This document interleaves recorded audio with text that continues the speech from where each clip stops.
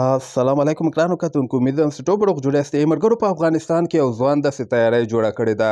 ویډیو هم درته ښیم، خو تاسو دغه ویډیو در سره حتما شریکه کړئ چې طالبانو پورې ورسیږي چې دغه هر شی د تعلیم په برکت باندې افغانان ګوره هیڅ چا نه کم نه دي. باید تعلیم په هر حال کې دوی خلکو ته اجازه ورکړي، یعنې افغانانو ته اجازه ورکړي چې تعلیم وکړي. څنګه کې تاسو اول دغه ویډیو ګورئ، بیا یو څو خبرې زه تاسو سره کوم.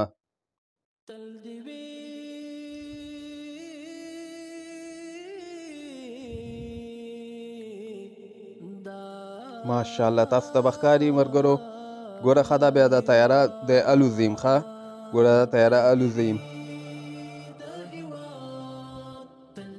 او د دې تیارې خاص خبر شی د هغه هم بیا زه تاسو ته دغه ویډیو نه وروسته بیا زه تاسو ته وایم، خو ویډیو در سره حتما شریکه کړئ.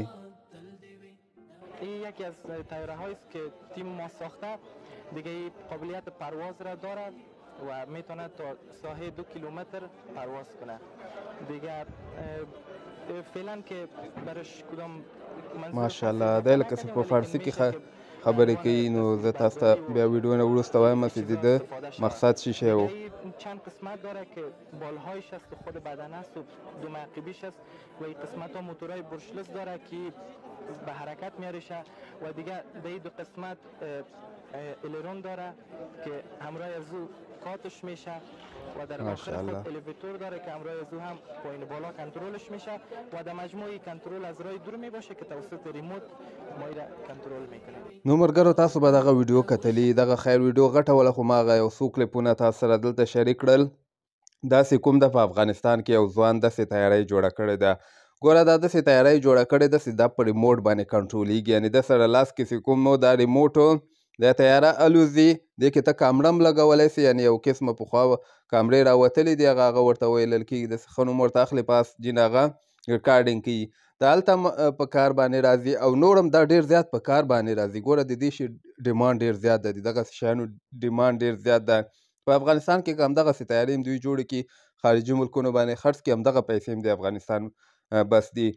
دغسې شیان ګوره دا ډېر اساس شیان دي او دا خارجي ملکونو کې ډېر زیات چلیږي.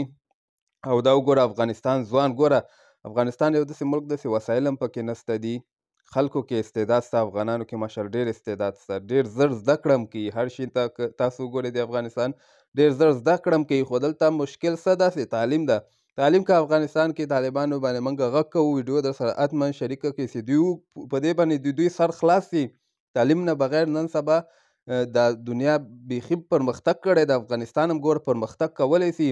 ماشاءالله د طالبانو خو امنیت یې ښه که ګوره موږ ته افغانۍ ښې کړي دي، امنیت ښه ده. یو کار روزګار افغانستان کې پیدا سي، او بل تعلیم ته باید دوی توجه ورکړي. دوی که هر شی وایي خو باید تعلیم په هر حال کې دوی پرېږدي. په انجلیکانو باندې یعنې زنانه ته هم باید تعلیم پرېږدي او ځوانانو ته هم باید تعلیم پرېږدي. افغانان ګوره هېڅ چا نه هم کم نه دي، خو مشکل ما څنګه چې تاسو ته ویلې تعلیم کمی ده. ګوره دا په نشت وسایلو کې د داسې تیاره جوړه کړې ده چې زه ورته حیران پاتې سوم. ما مخې ته دغه ویډیو راغله، ما وغوښتل چې زه تاسو سره هم شریکمه.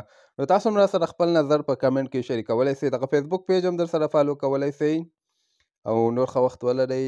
الله پامان.